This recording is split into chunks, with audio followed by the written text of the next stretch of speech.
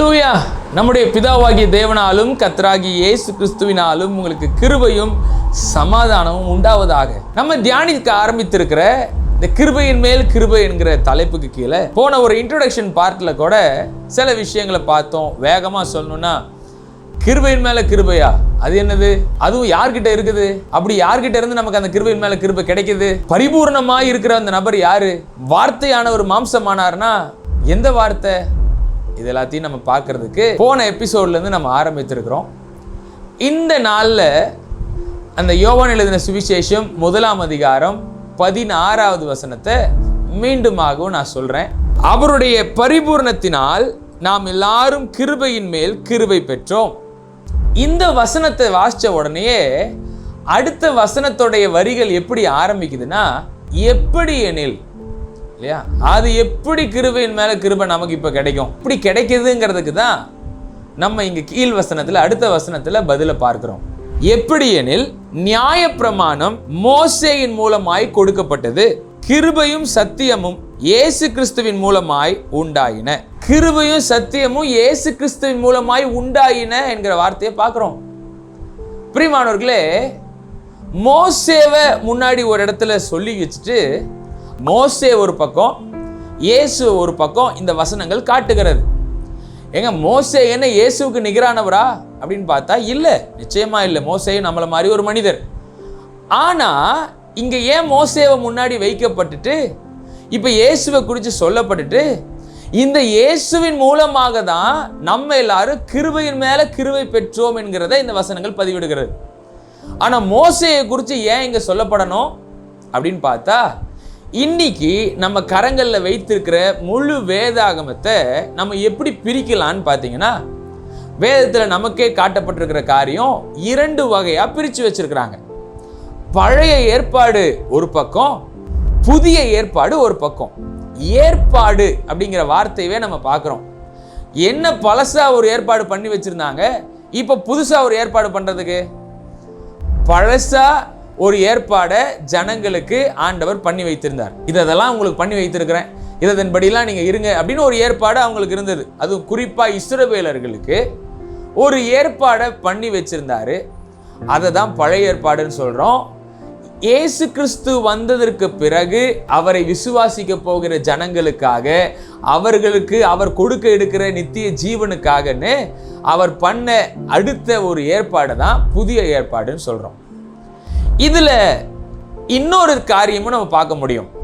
எப்படி பைபிளை 2 பகுதியா பிரிக்கிறோமோ, அதே போல வேத வசனத்தை ஆரம்பத்திலிருந்து முடிவு வரைக்கும் உடன்படிக்கைகளால் இணைக்கப்பட்டிருக்கிறத நம்ம பார்க்கணும். உடன்படிக்கை என்கிற வார்த்தையை நல்லா கவனிக்கணும்.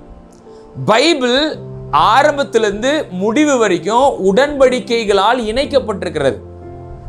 உடன்படிக்கை என்றால் என்ன? கவனன்ட் அப்படின்னா என்ன?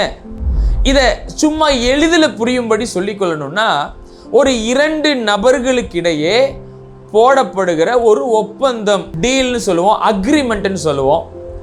இதையெல்லாம் தாண்டி கவனன்ட்ங்கிற வார்த்தைக்கு அதே அக்ரிமெண்ட் மாதிரியான பொருள் தான்.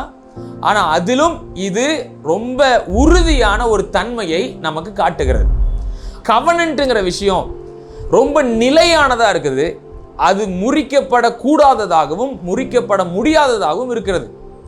அப்போ பைபிள்ல எப்படி பழைய ஏற்பாடு புதிய ஏற்பாடுன்னு 2 ஏற்பாடுகள் இருக்குதோ, அதே மாதிரி பைபிள்ல ஆதி ஆகமத்திலிருந்து வெளிப்படுத்தின விசேஷத்துக்கு வரைக்குமே 7 உடன்படிக்கைகள் இருக்கிறது.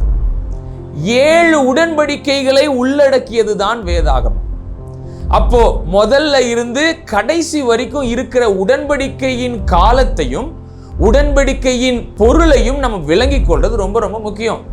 ஏன் இப்ப கிருபையின் மேல கிருபையை பேச ஆரம்பிச்ச உடனே எப்படி கிருபையின் மேல கிருபையை நம்ம பெற்றோம் அப்படின்னு பார்க்கறதுக்கு அடுத்த வசனமே எதை நமக்கு அடையாளத்துவப்படுத்துதுன்னா, மோசேயின் மூலமா ஒண்ணு கொடுக்கப்பட்டுச்சு, ஆனா இயேசு கிறிஸ்து மூலமா ஒண்ணு உண்டாச்சு அப்படிங்கிற மாதிரி வசனத்துல பார்க்கிறோம். அப்ப இந்த 7 உடன்படிக்கைகள் என்னென்ன, அதை ஷார்ட்டா சொல்றேன். அதுக்கு விளக்கங்களை கொடுக்க நம்ம வருகிற நாட்கள்ல அடுத்தடுத்த சீரீஸ்ல பார்க்க போறோம். ஆனா 7 உடன்படிக்கைகள் என்னென்ன அப்படின்னு பார்த்தா, முதல்ல ஆதாமோடு தேவன் செய்து கொண்ட உடன்படிக்கை. ஆடமிக் கவனன்ட்னு சொல்லுவாங்க. ஏதேன் தோட்டத்துக்குள்ள போடப்பட்ட உடன்படிக்கை. இதை ஈடனிக் கவனன்ட்னு கூட சொல்லலாம். ஆடமிக் கவனன்ட்னு சொல்லுவாங்க, இல்ல ஈடனிக் கவனன்ட்னு சொல்லுவாங்க. ஏதேன்ல போடப்பட்ட உடன்படிக்கை. இரண்டாவது உடன்படிக்கை நோவாவோடு தேவன் செய்து கொண்ட உடன்படிக்கை.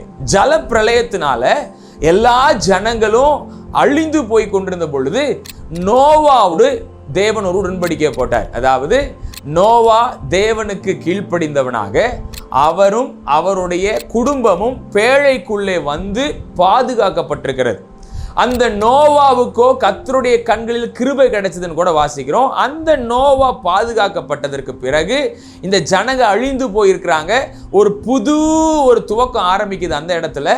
அங்க நோவாவோடு தேவன் சொல்றாரு, அங்க கூட ரெயின்போவெல்லாம் வந்து வானவில் மேலே வைக்கப்பட்டது. அது ஒரு அடையாளமா வச்சு, நான் உன்னோடு போடப்படுகிற உடன்படிக்கை, அதுவும் புதுசா எப்படி ஆதாம் ஒரு புது மனிதனா இருக்கிறானோ அவனோடு போடப்பட்டது போல இப்போ பூமிக்குள்ள புது மனிதன் நோவா. அந்த நோவாவோடு தேவன் ஒரு உடன்படிக்கை போடுறாரு. அது நோவாவிக் கவனன்ட்னு சொல்லுவோம். மூன்றாவதாக தேவன் ஒரு மனிதனை பெயர் சொல்லி அழைக்கிறாரு, கூப்பிடுறாரு. கர்த்தர் ஆபிராமை நோக்கி அவர் என்ன சொன்னாரு? ஆதியாகமம் 12 முதல் 3 வசனங்களை படிக்கிறோம்.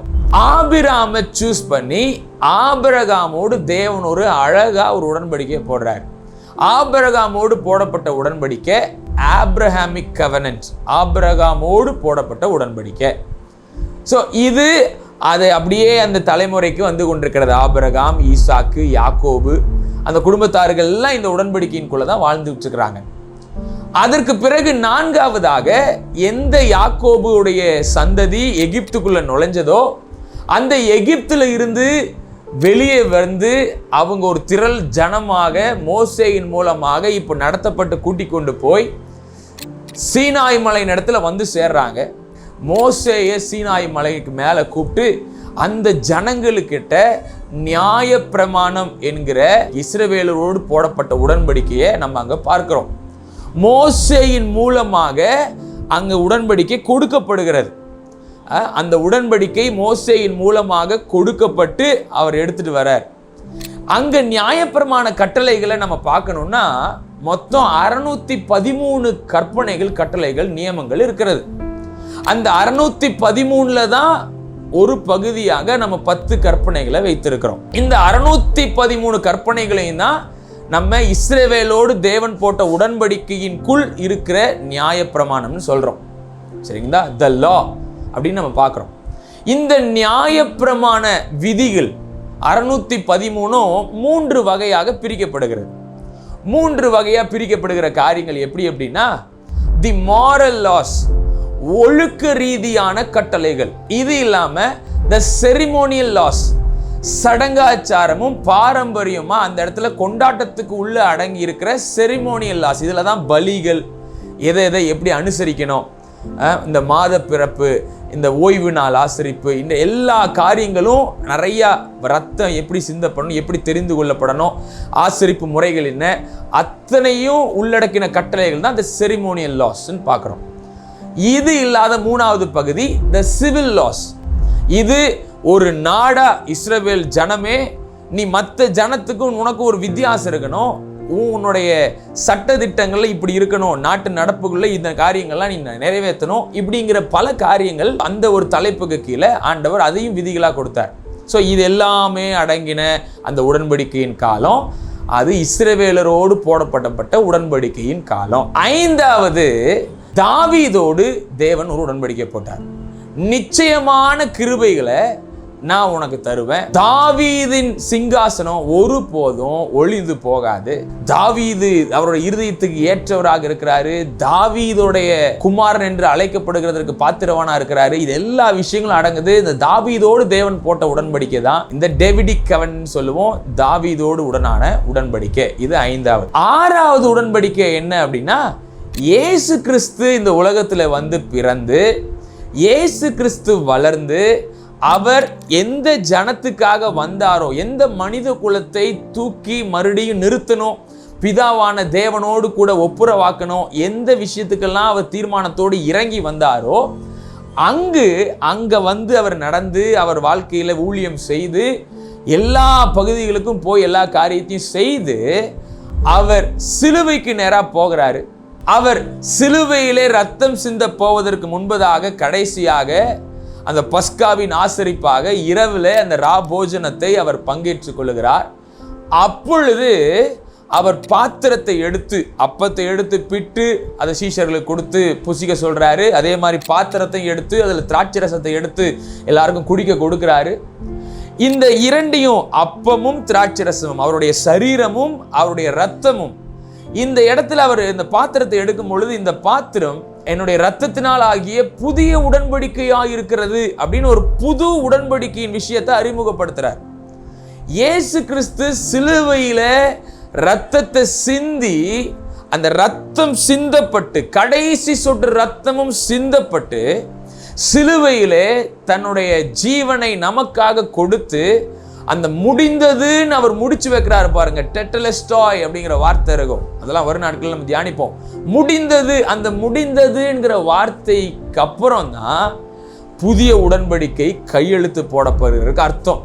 ஏன்னா அவர் அங்க முடிச்சு வச்சுட்டாரு இதுக்கு முன்னாடி இருந்த அந்த பழைய உடன்படிக்கைகளை. இயேசு கிறிஸ்து இப்ப புதிய உடன்படிக்கையை துவங்குகிறதுனால தான் அவர் அங்க மரிக்கிறார், சிலுவையில ஜீவனை விடுறாரு. தேவாலயத்தின் திரைச்சீலை மேலிருந்து கீழாக இரண்டாக கிழிக்கப்படுகிறது.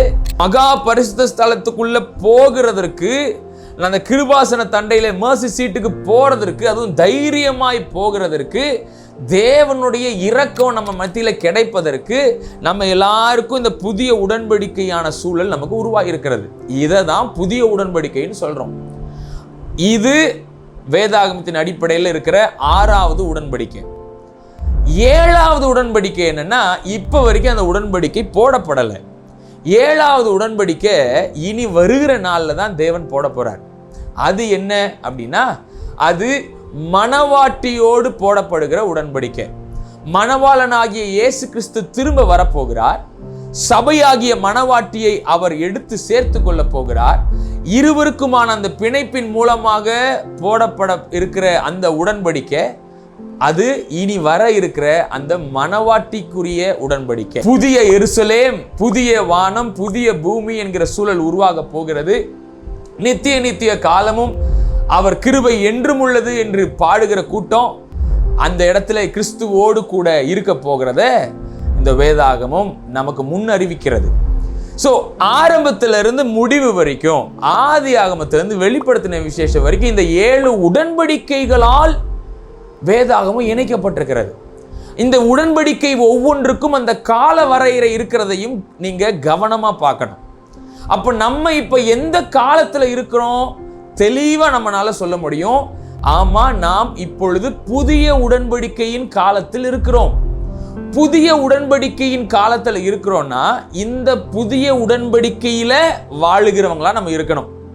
இந்த முழு உடன்படிக்கையின் காலங்களையும் வேதாகமத்துல நம்ம நல்லா புரிந்து கொள்ள முடியும். இப்போ இன்னொரு விஷயத்தை இந்த நேரத்தில் நான் சொல்லி புரிய வைக்க விரும்புறேன். உடன்படிக்கைகள் 2 விதமான உடன்படிக்கைகளா இருக்குது. போடப்படுகிற உடன்படிக்கை, த கட்டிங் தி கவனன்ட்னு சொல்லுவாங்க. அக்ரிமெண்ட் போடப்படுதுன்னா அது 2 விதமா இருக்குது. ஒன்று கண்டிஷனல் கவனன்ட், அதாவது நிபந்தனைகள் உள்ள உடன்படிக்கை. இன்னொன்று இருக்குது, அது நிபந்தனைகள் அற்ற உடன்படிக்கை, அன்கண்டிஷனல் கவனன்ட். இப்போ இந்த 7 உடன்படிக்கையை பார்த்தோம். அந்த 7 உடன்படிக்கைகளும் இந்த 2 வகையாக தான் பிரிக்கப்படுது. ஒன்று கண்டிஷனோட போடப்பட்டிருக்கிற உடன்படிக்கை, இல்லை இன்னொன்று கண்டிஷன்லாம் இல்லை, அன்கண்டிஷனலாக போடப்படுகிற உடன்படிக்கை. நிபந்தனைகளோடு நிபந்தனைகள் அற்ற 2 பேருக்கு இடையே போடப்படுகிற அக்ரிமெண்ட் மாதிரியான ஒரு நிலையான காரியம் தானே உடன்படிக்கைன்னு பார்த்தோம். அப்போ 2 பேருக்கு உடனான போடப்படுகிற உடன்படிக்கையில கண்டிஷனோட இருக்கிறது என்ன, கண்டிஷன் இல்லாமல் இருக்கிறது என்ன, இதை விளங்கி கொள்ளணும்னா, ஒரு 2 நாட்டு தலைவர்கள் இருக்கிறாங்கன்னு வச்சுக்கோங்களேன். ஏதோ 2 நாடை வச்சுக்கோங்க. இந்த 2 நாட்டுக்கும் தலைவர்கள் இருக்கிறாங்க. அவங்க எல்லாருமே அந்த தலைவருக்குரிய பதவியில் இருக்கிறாங்க. அந்த நாட்டுக்கே அந்த தலைவர்கள் அந்த பதவியில மதிப்பிற்குரியவங்களா இருக்கிறாங்க. இப்போ ஒவ்வொரு நாட்டையும், அந்த ஒவ்வொரு நாட்டுக்கும் அந்த தலைவர்களா இருக்கிறவங்க அந்த நாட்டின் பிரதிநிதியாக இருக்கிறாங்க. இப்ப அவங்க 2 பேர் பேசிக்கொள்ள வருகிறாங்கன்னு வச்சுக்கோங்களேன். எங்க நாட்டில் இருந்து உங்க நாட்டுக்கு இந்த பொருளை ஏற்றுமதி பண்ணுவதற்கு நாங்க ஒப்பந்தம் பேச வந்திருக்கிறோம். அதற்கு சில கண்டிஷனோட நாங்க வந்திருக்கிறோம்.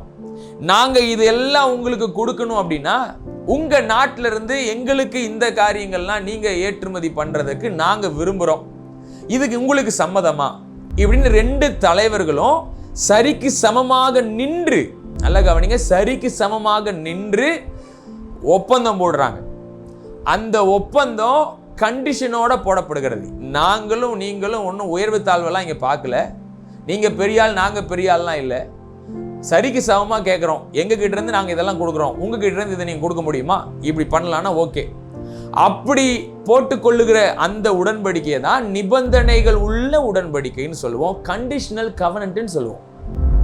இந்த மாதிரியான உடன்படிக்கையவே வேதாகமத்திலையும் நம்ம பார்க்க முடியும். தேவன் நிறைய நிபந்தனைகளோடு சொன்ன உடன்படிக்கையை பார்க்க முடியும். ஜனங்க நாங்க இதெல்லாம் செய்வோம் ஆண்டவரே, நாங்க இப்படி எல்லாம் செய்யறோம், நீங்க எங்களை இப்படி பார்த்துங்க அப்படின்னு சொல்லி ஜனங்க ஆண்டவர்கிட்ட கேட்கும் பொழுது ஆண்டவர் அந்த நிபந்தனைகள் எல்லாத்தையும் கொடுத்து, நீ இந்த நியாயப்பிரமாணத்தின் விதிகளை படி நீ எல்லாத்தையும் கை கொண்டு நீ பின்பற்றினா என்றால் உனக்கு இந்த நியாயப்பிரமாணத்தில் சொல்லப்பட்ட எல்லா ஆசீர்வாதங்களும் எல்லாம் உன் மேல தங்கும் என்று சொல்லி அவர் தெளிவா சொல்லிட்டார். இப்ப இந்த உடன்படிக்கையில இவங்க போர்ஷனாக இவங்க இதெல்லாம் செய்யணும். அதற்கு அவர் மாறுதரமாக அவர் காரியத்தில் அதெல்லாம் செஞ்சிருவார். இது ஒரு நிபந்தனைகள் உள்ள ஒரு அக்ரிமெண்ட். இதை ரெண்டு பேரும் சரிக்கு சமமா நின்று பேசுற மாதிரி நடந்து கொண்ட ஒரு காரியம். இது இல்லாத இன்னொரு உடன்படிக்கை என்ன? நிபந்தனைகள் அற்ற உடன்படிக்கை, அன்கண்டிஷனல் கவனன்ட். இதை நம்ம விளங்கி கொள்ளணும்னா இப்ப அதே தலைவர் ஒருத்தர் திரும்பி இந்த உடன்படிக்கையெல்லாம் போட்டு அவர் நாட்டுக்கு போறாரு. அவர் நாட்டுக்கு போய் இறங்கின உடனே அவர் வீட்டுக்கு போறதுக்கு கார்ல போகும்போது ரோட்ல ஒருத்தர் ரொம்ப பரிதாபமா இருக்கிறாரு, விழுந்து போய் கிடக்கிறாரு. அவருடைய நிலையை பார்த்தா பரிதாபமா இருக்குது. அவரால் எழும்ப கூட முடியல. அவருக்கு ஒழுங்கா போஷாக்கு கிடைக்குமா, போஜனம் கிடைக்குமா தெரியல. ஆனா இவர் ஒரு பெருந்தலைவர். இவர் அந்த மனிதரை பார்க்கிறாரு. அவரை பார்த்த உடனே இவர் மனம் இறங்குகிறார். அந்த நிலையை பார்த்து இவர் மனம் உருகுகிறது. அவர் மனம் இறங்கி அவர் காரை விட்டு இறங்கி நேராக அவர்கிட்ட போய் அவரை பேரை கேட்டு அவருக்கு தேவையானதெல்லாம் என்னென்னு விசாரிச்சுட்டு அவர் சொல்றாரு, உங்களுக்கு என்ன தேவையோ அதை நான் பார்த்துக்கிறேன். உன்னை இந்த நிலையிலிருந்து மறுபடியும் உன்னை தூக்கி நல்லா வாழ வைக்கிறதுக்கு என்னென்னலாம் வேணுமோ அதை நான் உனக்கு செய்கிறேன் அப்படின்னு சொல்லி இவர் அவரிடம் தெரிவிக்கிறார். இப்போ இவர் போய் அவர்கிட்ட போட்ட ஒரு அக்ரிமெண்ட் மாதிரி டீலிங் என்னன்னா, நான் உன்னை மறுபடியும் உயர்த்துறேன், உன் நிலைமையை ஒன்று நான் மாத்துறேன், உனக்கு தேவையான எல்லாத்தையும் கொடுத்துட்றேன் அப்படின்னு சொல்லப்படுகிற விஷயத்தை இவர் பேசியிருக்கிறார். இப்போ ரெண்டு பேர் இந்த காரியங்களை பார்த்துருக்காங்க. இதற்கு மாறுதரமாக அந்த படுத்த படுக்கையா கிடக்கிற இல்ல விழுந்து போய் கிடக்கிற பரிதாப நிலையில இருக்கிற அந்த மனுஷன் அந்த பெரியவர்கிட்ட நான் என்னங்க திருப்பி உங்களுக்கு செலுத்தணும் அப்படின்னு கேட்கவும் இல்லை. இவரும் அதை எதிர்பார்க்கல. இந்த டீலிங்ல, இந்த ஒப்பந்தத்துல கண்டிஷன் இல்லை. அவர்கிட்ட சொன்ன அத்தனை காரியமும் அவர் மேல இவர் காட்டின மனம் இரக்கத்தினால, அவர் மேல இவர் காட்டின தயவுனால, இவர் அவர் மேல காட்டின கிருபையினாலவே இவர் போட்டுக்கொண்ட உடன்படிக்கை இல்லையா? ஏன்னா இவருக்கு அவர்கிட்ட இருந்து வேற எதுவும் கொடுத்தாலும் இவர் வாங்கிக்க போறதும் இல்லை, அது இவருக்கு அவசியமானதும் இல்லை. இவர் அவருக்கு உதவணும், இவர் அவரை வாழ வைக்கணும், அதுக்காக இவர் போட்டுக்கிற விஷயம். இதுதான் நிபந்தனைகள் அற்ற உடன்படிக்கை, அன்கண்டிஷனல் கவனன்ட். தேவனும் இதை நமக்கு செய்தவராக இருக்கிறார் இந்த உடன்படிக்கையை. இது எப்படின்னு புரியணுமா? சிம்பிளா 7 உடன்படிக்கைகளை என்னென்னலாம் அன்கண்டிஷனல் கவனன்ட்டாகவும் இருக்குது, கண்டிஷனல் கவனன்ட்டாகவும் இருக்குதுங்கிறத நான் இப்ப சொல்றேன், நல்லா நீங்க புரிந்து கொள்ளலாம். 7 உடன்படிக்கைகள்ல முதல் உடன்படிக்கை நம்ம சொன்ன காரியம் ஆடமிக் கவனன்ட் இல்லனா ஈடனிக் கவனன்ட்னு சொன்னோம். அந்த முதல் உடன்படிக்கையை 2 பிரிவுகளாக பிரிக்கலாம். முதல்ல அந்த முதல் உடன்படிக்கையில ஆதாமோடு போடப்பட்ட உடன்படிக்கையை 2 பிரிவுகளாக பிரிக்கலாம். பாவத்திற்கு முன், பாவத்திற்கு பின்னு. பாவத்திற்கு முன் அவனோடு போடப்பட்ட உடன்படிக்கை என்னன்னா, நீ தோட்டத்தில் உள்ள எல்லா விருட்சத்தின் கனியை நீ புசிக்கலாம், உனக்கு ஜீவன் இருக்கும். ஆனா இந்த விருட்சத்தின் நடுவில் இருக்கிற நன்மை தீமை அறியத்தக்க விருட்சத்தின் கனியை மட்டும் புசிக்க வேண்டாம், புசிக்கும் நாளிலே சாகவே சாவாய் அப்படின்னு சொன்னார். ஸோ இது அவர்களுடைய ஒப்பந்தத்தை நமக்கு காட்டுது. தேவன் இது எல்லாம் கொடுக்கறதுக்கு சொல்லிட்டாரு. இதுக்கு மாறா இதை மட்டும் வேண்டான்னு சொல்றாரு. அப்படி மீறி நீ இதை செஞ்சேன்னா அந்த இடத்துல நீ சாகவே சாவாயின்னு சொல்றாரு. இந்த இடத்துல சாவு என்பது கூட பிரிந்து போகுதல் என்கிற பொருளை நமக்கு காட்டுது. பிரிந்து போகுதல்னா தேவனிடத்திலிருந்து ஒரு பிரிவு வந்துருங்கிறது தான் அங்கே அடையாளம், சாவு. சரி, இப்போ இந்த பாவத்திற்கு முன்னான இந்த உடன்படிக்கை ஒரு கண்டிஷனல் கவனன்ட், நிபந்தனைகள் இருக்கு. ஆனால் பாவத்தை செஞ்சுட்டு போய் மறைஞ்சு நிற்கிறவங்களை தேடி யார் வந்தா? ஆண்டவர் வராரு. தேடி வந்து ஆதாமை பார்க்கும் பொழுது அவங்களுடைய நிலையை பரிதாபமாக பார்க்குறாரு. பார்த்த உடனேயே கேட்குறாரு. கேட்டால் அந்த பாவத்தின் விளைவில் ஆதாம் ஏவாளை கை காட்டுறாங்க, ஏவாள் சர்பத்தை கை காட்டுறாங்க. உடனே சர்பத்தை பார்த்து ஆண்டவர் கொடுக்குற ஒரு விஷயத்தின் தீர்ப்பே என்னன்னா, வேதாகமத்துடைய முதல் வாக்கு தத்துவம் அதில் தான் ஆரம்பிக்குது. ஆதியாக 3ஆம் அதிகாரம் 15ஆம் வசனம் இல்லையா? அந்த இடத்துல சர்பத்தை பார்த்து ஆண்டு சொல்றாரு, உன் வித்துக்கும் அவள் வித்துக்கும் பகை உண்டாக்குவேன், அவர் உன் தலையை நசுக்குவார், நீ அவர் குதிங்காலை நசுக்குவாய் என்கிற ஒரு வார்த்தையை பைபிள்ல படிக்கிறோம். இதுதான் ஃபர்ஸ்ட் ப்ராமிஸ். இந்த வாக்கு தத்தத்தை கொடுப்பதற்கு அவர் வேற எந்த ஒரு கண்டிஷனுமே அங்க போடல. அவர் அவங்களுடைய நிலையை பார்க்கிறாரு, அவங்க மேல மனம் இறங்குகிறாரு, அவங்களுக்கு இவரே தோல் உடைகளை செஞ்சு கொடுக்கிறாரு. மீட்பின் வாக்குத்தத்த செய்திய, வேதாகமத்தின் முதல் வாக்குத்தத்த செய்திய அங்கு ஏதேன் தோட்டத்துக்குள்ள தேவன் கொடுக்கிறத பார்க்கிறோம். அந்த வாக்குத்தத்தம் என்னது? கன்னி மரியாளிடத்துல பிறக்க போகிற இயேசு கிறிஸ்துவை குறித்து சொல்லப்பட்ட காரியம். ஸோ அந்த உடன்படிக்கையை அன்கண்டிஷனல்னு சொல்றோம் இல்லையா? ஸோ இதுதான் அந்த ஆதாமோடு ஏதேன் தோட்டத்துக்குள்ள போடப்பட்ட உடன்படிக்கைகள் இல்லையா? அடுத்தது நோவாவோட உடன்படிக்கை போடப்பட்டது என்னது? பேழையை விட்டு வெளியே வராங்க. வெளியே வந்து பார்த்தா ஒருத்தருமே இல்லை, உலகத்துல எல்லாரும் அழிஞ்சிட்டாங்க. அவ்வளவுதான். இந்த இடத்துல எந்த கண்டிஷனுமே போடல.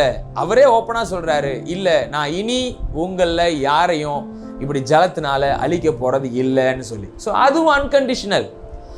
ஆபிரகாம் கூட தேவன் போட்ட உடன்படிக்கையை 12ஆம் அதிகாரத்தை படிச்சவங்க அதை எப்படி சொல்லிடுவாங்கன்னா, கண்டிஷனல் தான். ஆண்டு புறப்பட்டு போன்னு சொன்னாரு, அப்பதான் ஆசீர்வதிப்பேன்னு சொன்னாரு, அது கண்டிஷனல் சொல்லி தெரிஞ்சு கொள்ளலாம். ஆனா அது அன்கண்டிஷனல்னு எப்படி புரிந்து கொள்ள முடியும்னா, அதே ஆதியாகமம் 15ஆம் அதிகாரத்தை படிச்சு பார்த்தோம்னா அதுல தேவன் பலியிடுற காரியத்தை குறித்து ஆபிரகாமுக்கு சொல்லுவாரு. அந்த இடத்துல ஆபிரகாம் தூங்குற காரியத்தை குறித்து படிக்க முடியும். இதெல்லாம் பெரிய சப்ஜெக்ட். ஆனா அதுல இருந்து விளங்கி கொள்ளுகிற டாபிக் என்னன்னா, அங்கு தேவனே அந்த அக்ரிமெண்ட்டை அன்கண்டிஷனலா போடுறதை புரிந்து கொள்ள முடியும். ஸோ ஆபிரகாமுக்கு தேவன் லேண்டையும் பிளெஸிங்கையும் சுதந்திரத்தையும் கொடுக்க வாக்கு பண்ணினதும் அன்கண்டிஷனல் கவனன்ட். அதற்கு பிறகு இஸ்ரவேல் ஜனத்துக்கிட்ட பார்க்கணும். இஸ்ரவேல் ஜனங்களோடு தேவன் போட்ட உடன்படிக்கை அது நமக்கு நல்லா தெரிய வருது. அது பியூர்லி கண்டிஷனல் தான். இதெல்லாம் நீங்க செஞ்சீங்கன்னா இந்த வாக்குத்தத்தத்தின் ஆசீர்வாதங்கள் எல்லாம் வந்து சேரும். இந்த உடன்படிக்கையை நீங்க மீறிட்டீங்கன்னா உங்களுக்கு சாபம் வரும் அப்படிங்கிற காரியத்தை பார்க்கிறோம். பாருங்க, உடன்படிக்கையை போடும் பொழுது இன்னொரு வார்த்தையை நான் முன்வைக்க விரும்புகிறேன். உடன்படிக்கையின் காலமும் உடன்படிக்கையோடு இணைக்கப்பட்டிருக்கிற வாக்கு தத்தத்தையும் புரிந்து கொள்ளணும். ஏன்னா உடன்படிக்கையை பண்ணிட்டு அதுல வாக்கு தத்தம் இல்லாம போச்சுன்னா அது உடன்படிக்கையே இல்லை. இது என்னன்னு புரிய வைக்கணும்னா நான் இந்த நேரத்தில் சொல்றேன் பாருங்க. உடன்படிக்கை 2 பேர் போட்டுக்கொண்டாங்கன்னு பார்த்தோம். இந்த உடன்படிக்கையில் என்ன சொல்லுவாங்க? வாயை திறந்து வாக்குறுதிகள் தான் கொடுப்பாங்க, வாக்கு தத்தம் தான் கொடுக்குறாங்க. ஓகே, நம்ம 2 ஒப்பந்தம் பண்ணிக்கலாம், நான் உனக்கு இதெல்லாம் செய்கிறேன், நான் இதெல்லாம் உனக்கு தரேன், இதெல்லாம் தான் வாக்கு தத்தம். உடன்படிக்கை இல்லாமல் வாக்கு தத்தம் இல்லை. வாக்கு தத்தத்தை உடன்படிக்கையின் அடிப்படையில் நீங்கள் பார்க்கலன்னா அது ஒன்றும் இல்லை, அர்த்தம் இல்லை. சரி, அப்போ இங்கே இஸ்ரவேல் ஜனங்க கிட்ட அவர் பியூர்லி கண்டிஷனலாக எல்லாத்தையும் சொன்னதை நம்ம பார்க்குறோம்.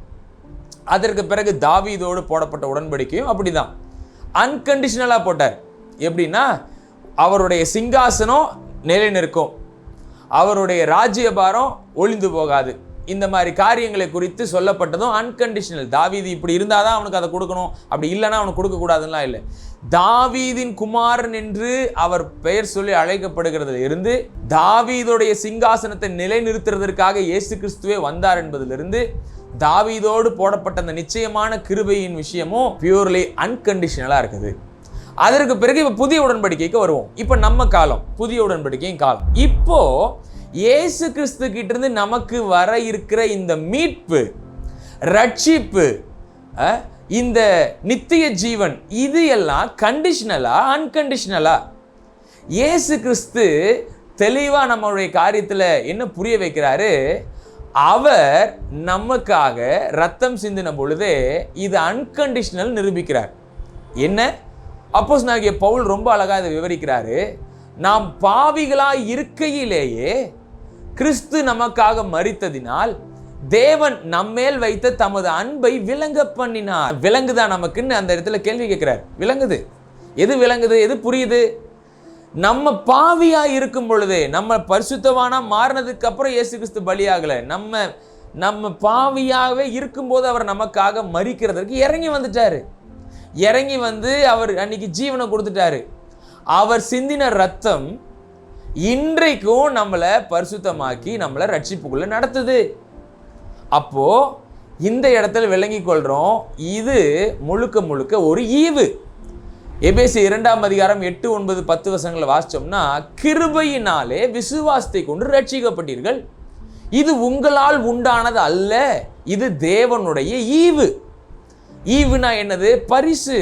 It's a gift of God. அவர் கொடுத்த பரிசு, அவருடைய பரிசா பெற்றிருக்கிற சூழல் தான் இந்த ரட்சிப்பு.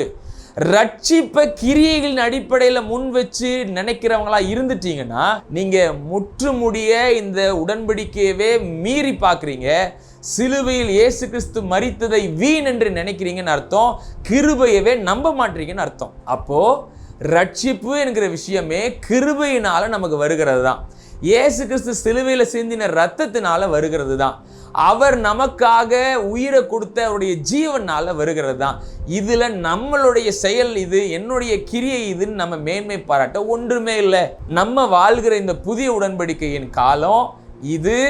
நமக்கு கொடுக்கப்பட்ட உடன்படிக்கையே அன்கண்டிஷனல் கவனன்ட் தான். கடைசியா இருக்க போகிற அந்த மணவாட்டியின் உடன்படிக்கை இருக்குது, அந்த உடன்படிக்கையும் அதுவும் அன்கண்டிஷனலாக தான் இருக்குது.